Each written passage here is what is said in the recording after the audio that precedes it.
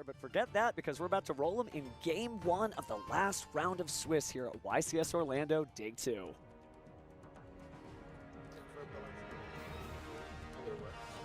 It is interesting to see a deck with this many of the, sort of traditional Bystials that require a light or dark monster in the graveyard, the full maximized number of 10 that are legal in the TCG, because going into the weekend, that was one of the biggest meta calls. Are you going to play 3? Are you going to bump it up to 4, 5, 6, 7, 8, 9? Now, how far are you willing to go? Well, Mario's made it all the way here to the final round of the Swiss with all of the Bystials possible in his deck. Well, Mario's going first here, so we'll see how rolling that 11 on the dice ended up setting it up for a successful duel. Oh, it might be Dimension Shifter. Yep, because we talked about it. You don't really put a lot of monsters in the graveyard with Exodia Millennium. I mean, that is a dark monster, so there is a possibility that that allows him to activate a Bystial effect, but that might not be really sufficient based on the way his deck is constructed. For example, post Dimension Shifter, he has, in terms of defense, 3 copies of Ash Blossom. We can still use that. 3 Veiler, which he cannot use. Then he has 3 copies of Fualos, which isn't going to line up particularly well against this strategy. Then he has 3 copies of Nubiru, which also probably won't line up very well. Ghost Ogre. I don't see a whole lot of defense here that he might have. Well, that's an interesting point you make about Effect Veiler not being effective in this duel, because a lot of the effects of the Millennium monsters activate from the spell and trap zone, so it's not necessarily when they're always summoned, so the Effect Veiler may not have been helpful, but oh, normal summoning the Ghost Ogre. I wonder what we're going to do now. Link Summon or Synchro 9? Feels like it's probably a Link Summon here. Oh, an SP Little Knight. That's sort of interaction. I mean, it is. It's just not typically the interaction that you hope for. He'll get to resolve his Magnamut in the end phase, presumably searching out... I could see him searching out a copy of the Bystial Lubellion, because monsters are not going to go to the graveyard anyway, and then Bystial Lubellion is any of them. So here he's gone for Serenir, which might suggest that he has the Bystial Lubellion in his hand. If you just hedge and get the Bystial Lubellion, you kind of have access to all of the Bystial options on the following turn. Though I will say there is the possibility of a second Dimension Shifter. Whenever we have the Bystial Dimension Shifter interaction, it actually opens up the double Shifter opening. You have to wonder if these two players have dueled before, because Ivan discarding that Dimension Shifter meant he wasn't afraid of Malice. He just knew, okay, I'm not going to worry about any cards getting banished here, but we draw for turn. Our first card is the Wedju Temple. Yep. And he needs to give that card a read, so... Steven, tell us what this card's going to do. Sure. So you can go ahead and use it to place a monster from your deck into your spell and trap zone. But first, you have to place a card from your hand into the spell and trap zone. That doesn't sound too painful, but sometimes under the wrong conditions, you might end up using an Exodia piece from your hand. But that's okay. This deck actually wants to put those Exodia pieces on the field because it can show them later. It looks like he's going to put Sengenjin that wakes from a Millennium in the spell and trap zone to pay the cost, to go ahead and then place another Millennium monster, and I would imagine it would either be the shield or the golem that guards the Millennium Treasure. So we'll see what he has and where he's going with this. So he already has access to another Millennium Search at the cost of either 2,000 life points or revealing the Millennium Ink from his hand. Well, the Ankh certainly spells eternal life here, and you don't have to pay any life points when you actually have the Ankh in your hand. But we'll see if he has to pay 2,000. It looks like he probably does, because he put down the Millennium Shield. Again, the Shield of Millennium Dynasty is going to... Oh, no, okay. Oh, he is going to Order of Operations out. So here's why that's important. He would have to pay 2,000 life points if he didn't have the Ankh, but there's the Millennium Ankh right there. Oh, it's gorgeous. I think this is all quarter-century secret rares on every single one of his cards. What a true passionate duelist. I have one in deck in English. I think this may be a foreign copy, so they're just getting a translation. Oh, but he does need to have a copy of those translations on hand. You can't just keep them in your deck. So very important to either have Yu-Gi-Oh! Neuron on airplane mode or to have a written or printed copy of it. So Judge is probably helping out with that, but you do need to have that in advance. But yeah, beyond, we see just all of these quarter-century secret rares. He's not only brought this deck to the event this weekend, he's fully committed to blinging it out. Oh, he is definitely representing. So he didn't have to pay 2,000 life points, so he does get to special summon the Shield of Millennium Dynasty, and that will allow him to add from his deck to his hand another copy of the Millennium Ankh there. And I think that's also quarter-century secret rare, so you're absolutely right. Definitely blinging out. So you're right that he also had a search that you commented on earlier. The Sengen Jin that wakes from Millennium will be able to add another monster. And, you know, usually you go, there's a couple of Millennium monsters, but Golem that guards the Millennium Treasure feels best because it prevents your opponent from negating the activation of the Millennium Ankh. Going for attack mode there, too. Interesting, we haven't seen anything with SP Little Knight yet. I can't imagine you would want to bounce anything other than the unstoppable Exodia Incarnate, especially the direction we're going. At this point, though, he's just threatening an attack over. So he is kind of incentivized to eventually do something. So we are going to use the Golem that guards. And it's just going to get another Wedju Temple. This is great follow-up because if for some reason it goes to another turn after one of the amazing attacks from the Unstoppable Exodia Incarnate, he basically has the full combo again, every single piece of it. He has the Ankh, he has additional monsters, and he's got the Wedju Temple. And that's another quarter-century secret rare. You weren't kidding, Joe. It's too bad the Golem that guards the Millennium Treasures isn't currently a quarter-century secret rare. Looks a little out of place. It does. He'll just have to win enough times for it to be printed in one of those fabulous official tournament store packs. And then you could have an ultimate rare release. That'd be fun. Okay. Now maybe someday it'll be in a rarity collection. Oh, you know, that maybe would the be fun, 30th yeah. anniversary by that point. Now, there's a real question. What rarity are his Exodia pieces? So he's activating the Millennium Ankh, and to translate for those, he gets to show all 5 pieces from his deck field, or banishment, or graveyard, I believe. But it actually goes back to the deck. Don't worry, there's no victory by Exodia yet. This allows him to fusion summon out the Unstoppable Exodia Incarnate, and then he actually places the Ankh back in the deck. That wasn't a mistake he made. So that's why Dimension Shifter pairs so well. Look, the graveyard is clean.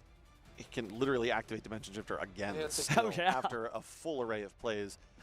So this is wild. We got to talk about all 5 effects of this card, right? So first, it can't be destroyed by battle or card effects, which is wild in and of itself. Second, it has a built-in negation for spell and traps.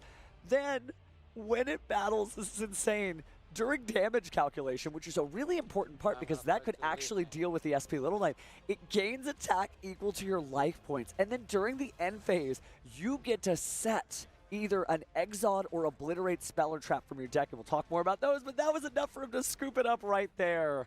Wow, just some incredible demonstration of how he got this far in the tournament. Just play the cards. Let's play Dimension Shifter. Yeah, that too.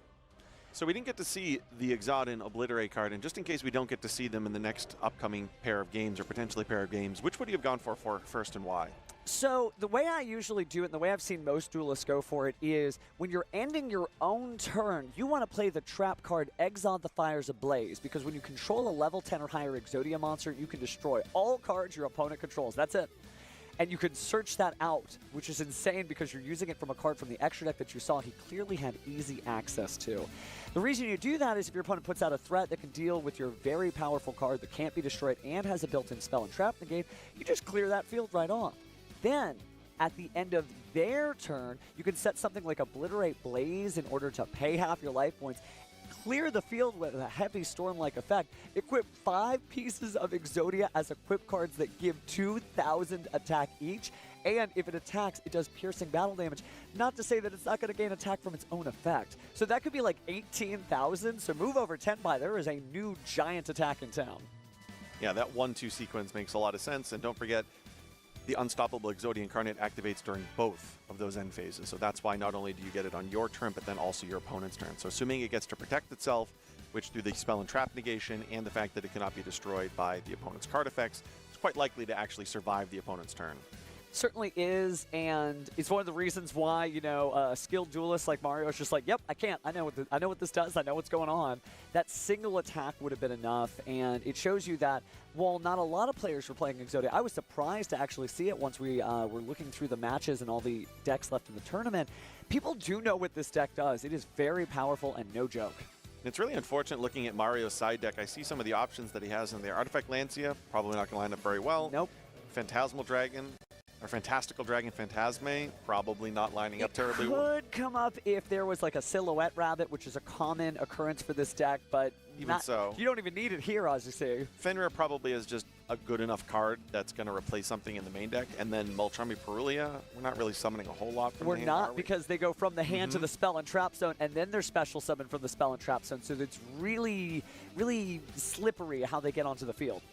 He has 3 copies of Droll and Lockbird, which I do imagine he is going to be siding into his deck based on what we saw in that first game. That would definitely help slow things down, because you wouldn't be able to search for the Millennium Ankh with the Golem that guards the Millennium Treasure, and you wouldn't be able to search an additional monster with the Sengenjin that wakes from the Millennium. So yes, the Droll and Lockbirds will be very powerful here, but also just getting a chance to go first before Exodia shows up also helps.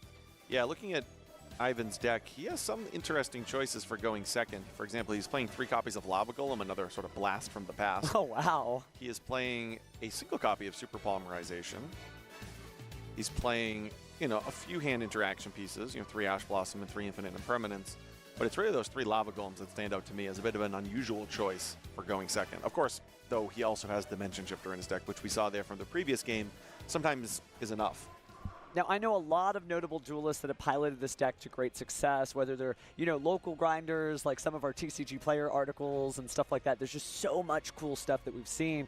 And actually, a notable coverage duelist, actually, Zach Butler plays this deck and is always labbing it out. I don't know if you've met him before, but it's really good to see that this deck certainly continues to carry stuff on. I mean, it's just great stuff. Yep, I know. Butler, of course. It's just cool to see, again, that, like, this deck is doing business, and it looks like that Dimension Shifter, is that right? Did he let his opponent go first, or did the Dimension Shifter lock him down? I don't think he played a single card, so...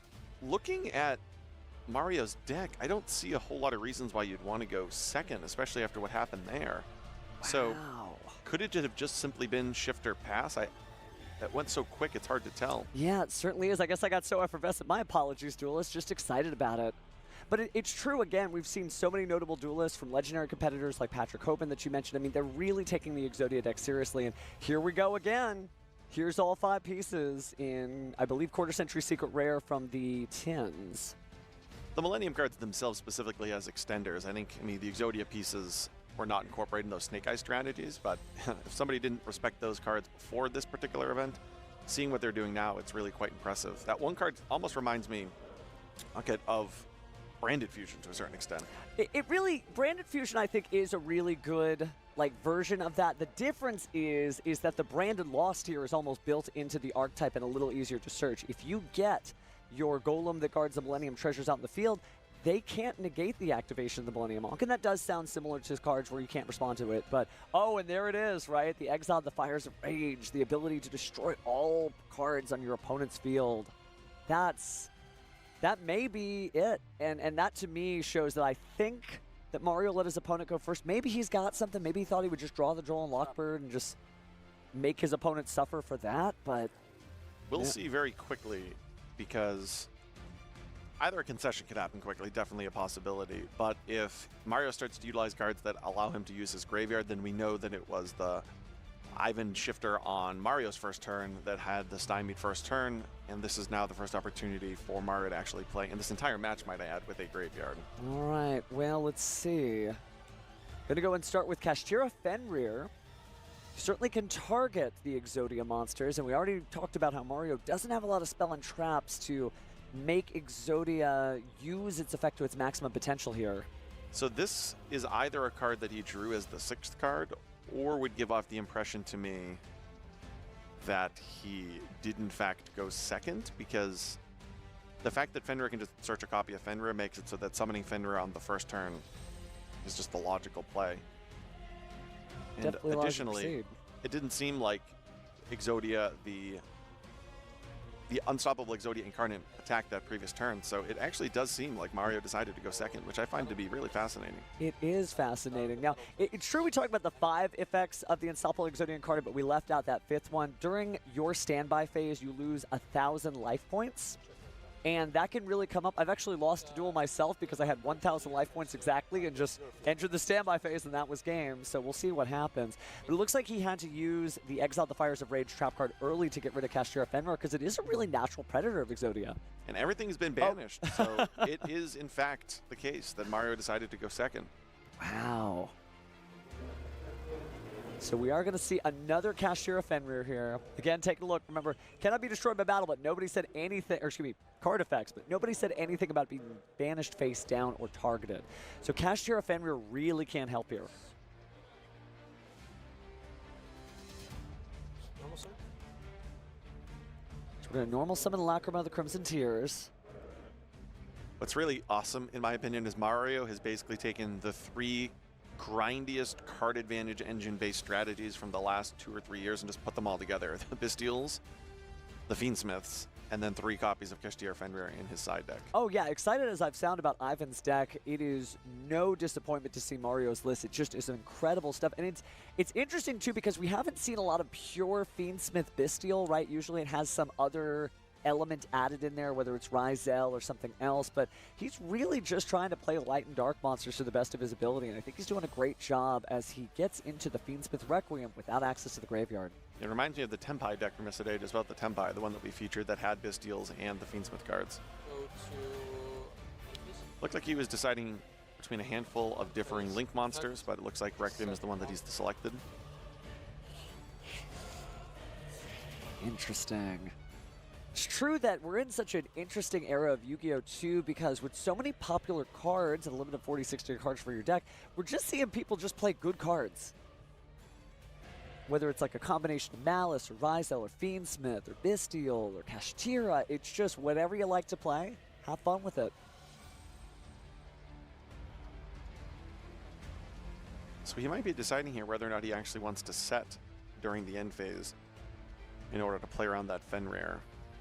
Yeah, but it looks like he's going to go ahead and do it. I mean, technically speaking, he could just fusion summon another The Unstoppable Exodia Incarnate. And setting the spell card there, the Obliterate Blaze, could set him up for a really winning position. But he also could just maybe attack the Fiendsmith's Requiem, but of course that's a quick effect, so it's not going to stay on the field long. And he has multiple copies of Lacrima. That's something that is a little bit different. Usually we see just a single copy of Lacrima, but by playing 3 copies of Lacrima, the fact that it got banished through the effect of Dimension Shifter isn't as detrimental to Mario's strategy as it might otherwise be. I really definitely like Mario's, he's playing the Fiendsmith deck, right? There are lots of decks that include Fiendsmith, but he's really giving it his all to actually play that as a full strategy. But we are setting the Obliterate Blaze as a reminder, pay half your life points, destroy all spells and traps on the field, and then equip those 5 Exodia pieces as 2,000 attack. That's like 10 Axes of Despair. And there goes Exodia to the banish pile face down. Well, Maybe it is stoppable by Fenrir. The sometimes stoppable Exodia Incarnates. By the Kashtira monsters. By the Kashtira monsters. Well, we know Kashtira gets a lot of work done. That's why it has a certain reputation among duelists.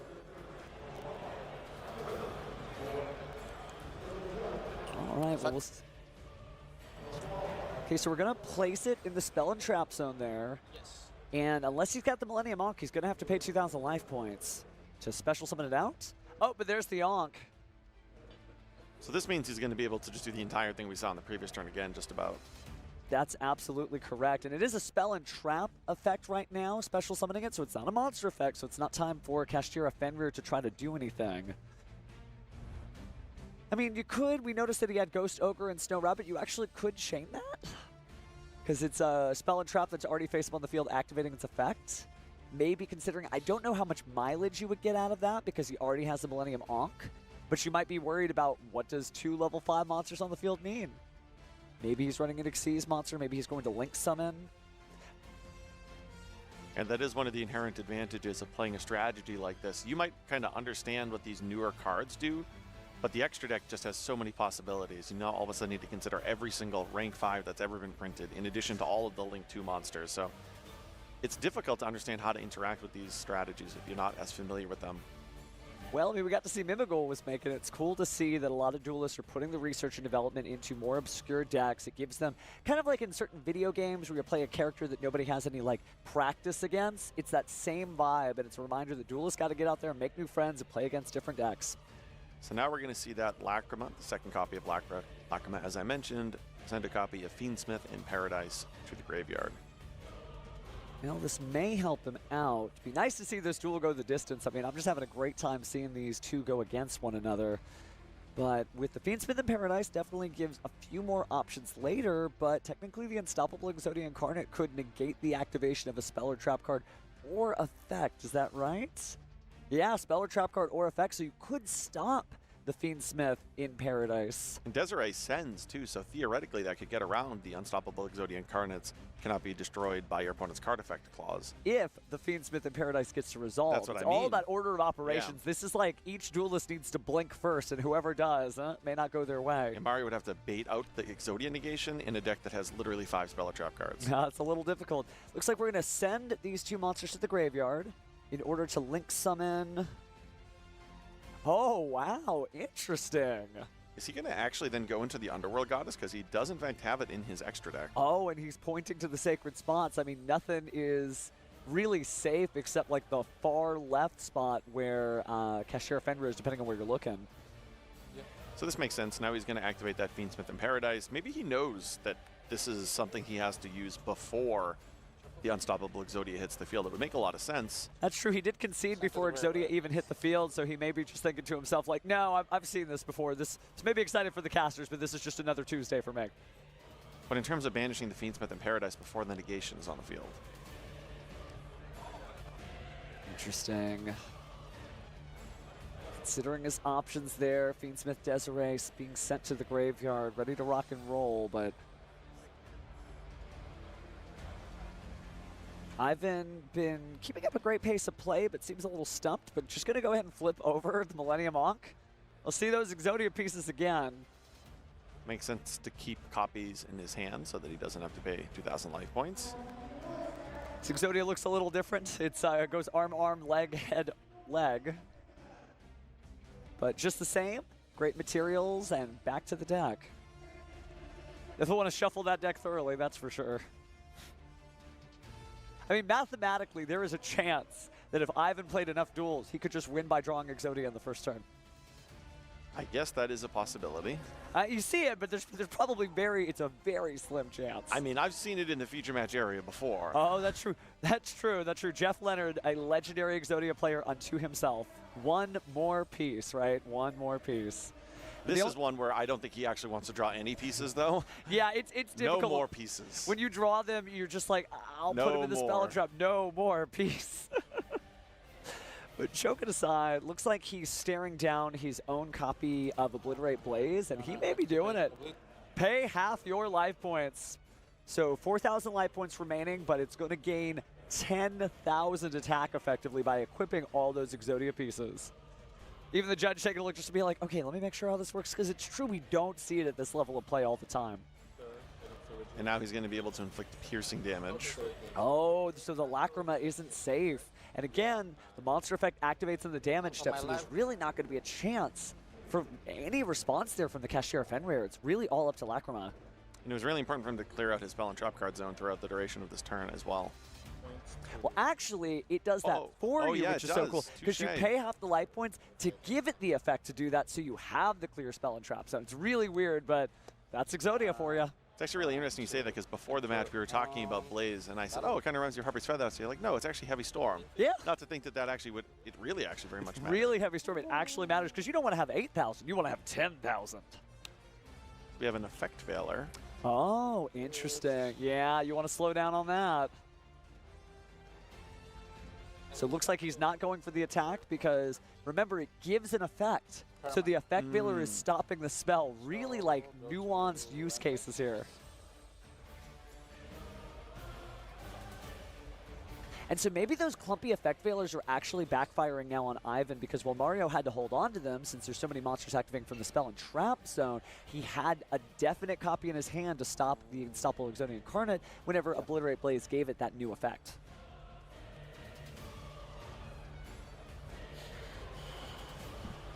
So let's see what we got next. Mario is digging deep into the deck, grabbing another Cashier of Fenrir, so just Fenrir to Fenrir to Fenrir. Gang's all here. And we already saw how one copy of Fenrir can deal with the Exodia. That's all it takes. And it kind of gives you, you know, Fenrir is known for that insulation. I can play safely because if you react to me, maybe your best card goes away. And his best card on the field right now is Exodia.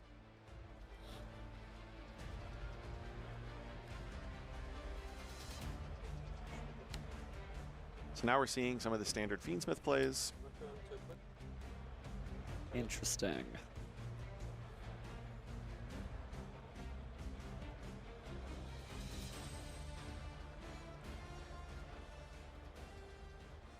So interesting too, I was noticing the life point counter hadn't changed, but the paying half of your life points is part of the effect that is given to Exodia, so he never got to. Maybe he should have waited just a little bit because technically that would have been a cause, so Mario might have jumped the gun there because he missed a chance to have his opponent lose half his life points for nothing. But it is such a nuanced deck, but I don't think he needs any help here as Lacrima of the Crimson Tears hits the field.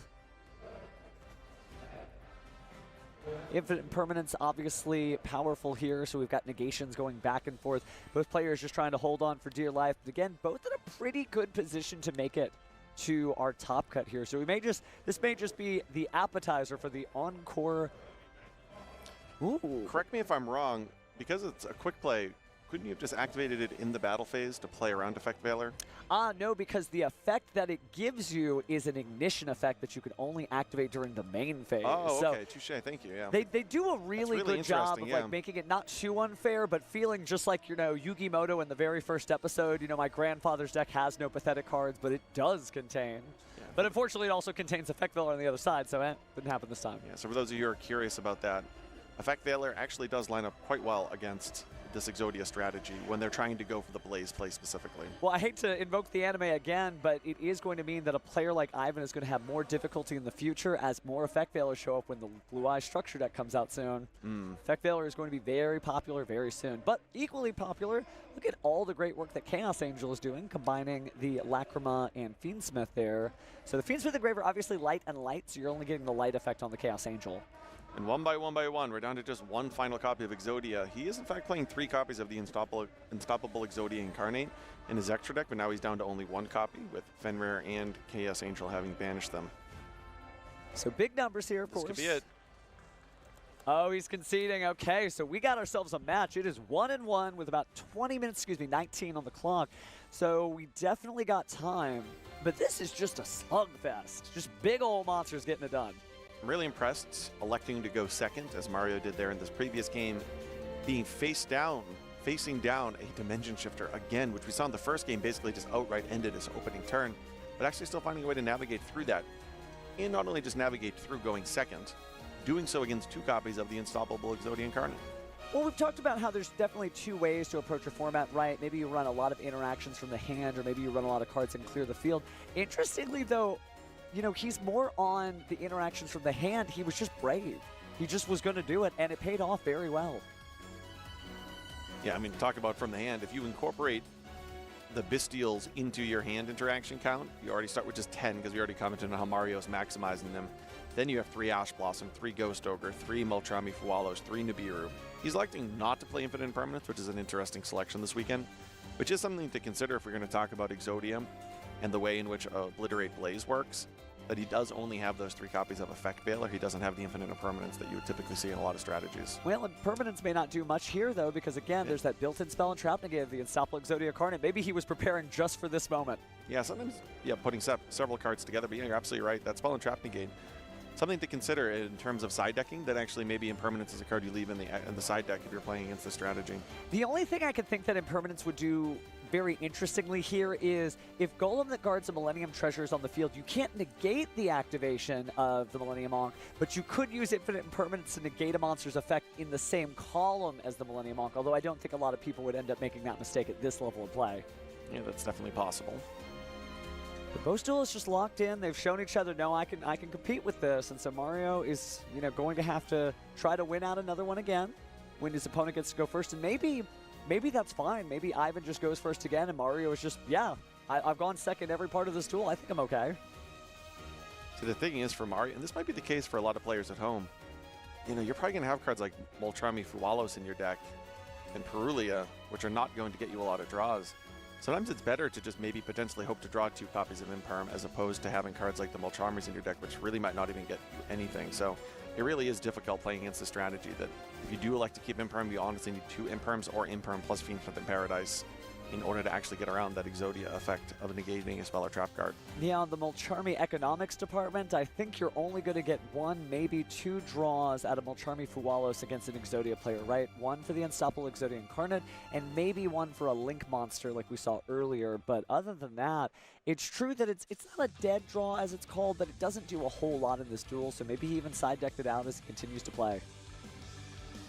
And that second Link monster is an optional one. That's not integral to what the deck strategy. You know, if the Exodia Incarnate was the second summon, that might be a little bit different, but that Link monster can easily be kept away into the extra deck to negate that second draw from your opponent.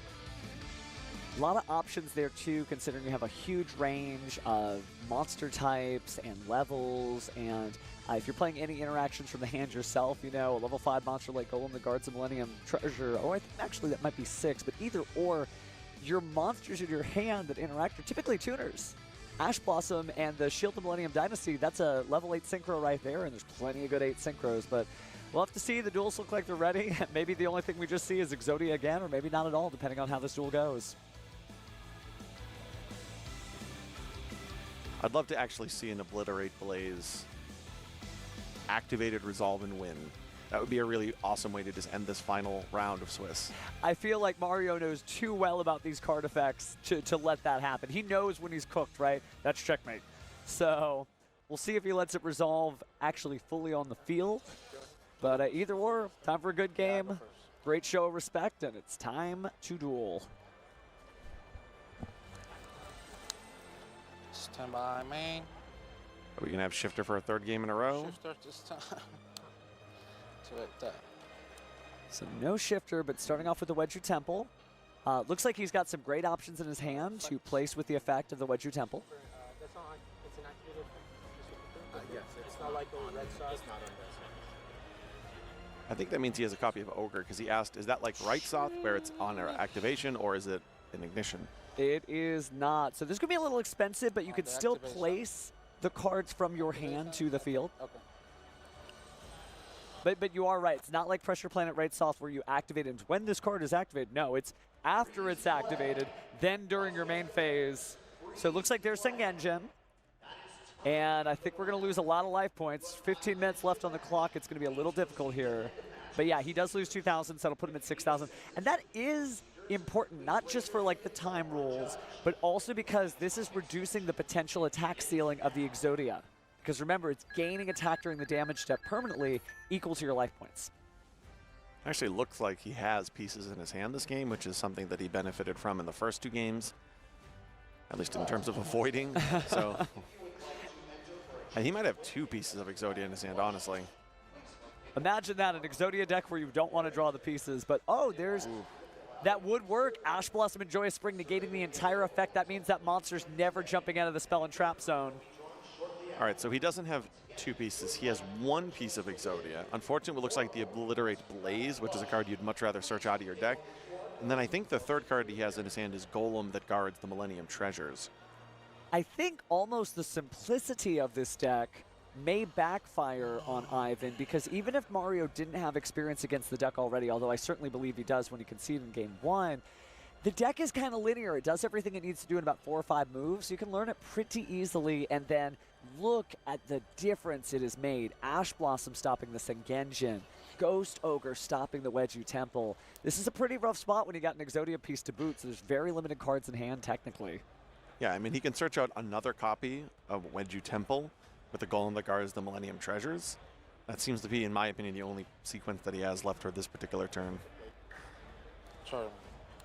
Now it is interesting, but he still can only use that effect of Wedju Temple once per turn, so even another Wedju Temple here wouldn't help, unfortunately. Getting it in his hand and putting a monster on the field to defend his life points is about the only thing that I could see. Effect to place. Might be where we're going with this. K2K to special and search. Oh, he's paying 2,000. minus 2K, right? Yes. So now he's just got a body. And 2,000 less life points. I know he's down to half. Certainly anime vibes with 4,000 life points and a giant soldier of stone like monster defending his life points. Just that and a prayer. But pretty big defense there. Again, 2,200 and 6 stars, certainly relevant if you're using it as just an extender for certain different combo decks. But right now it really is just defending, not extending. I think this might just be it. I mean, I guess he could put the Exodia piece on the field and link summon. Oh, All right. he is going to do that. Okay. All right. Is that the left leg?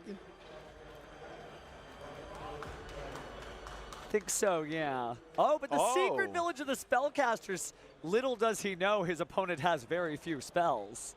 I know, literally 4 of them. And that's after side decking. The max that he could ever get to is 4. A regain and 3 track. Well, all of a sudden, Mario's the one with the anime lines. Oh, no. My deck contains no pathetic spells, but it does contain Kashira Fenrir. If Fenrir banishes the left leg face down. That is a problem, because again, Millennium Monk needs to show those cards, and you can't show cards that are face down. He's just the only spellcaster, right? Yeah, that's right. Uh-oh. Oh, no.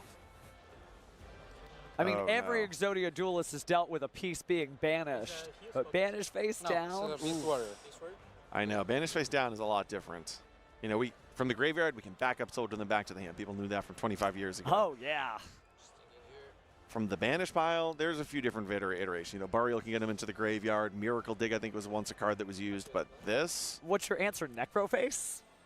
I guess. Yeah, I guess, but I don't think he's going to normal summon Necroface next turn if he has it next turn, considering that he's got so few life points. And then that Bestial Magnum could grab another piece, even if he did link summon it off. But it looks like instead we're going to go ahead and banish the Ghost Ogre and Snow Rabbit to get out Bestial Magnum, activate its effect, and I assume Lubellion's coming next. Makes a lot of sense. He has regained in his deck. Yep. I can place, right, in your Secret Village? Place. Yes, you can place. It's not activate. Yeah, this doesn't activate. It just simply places it onto the field. Which is actually funny. He has 4 spells in his deck, one of which doesn't even activate. At least typically.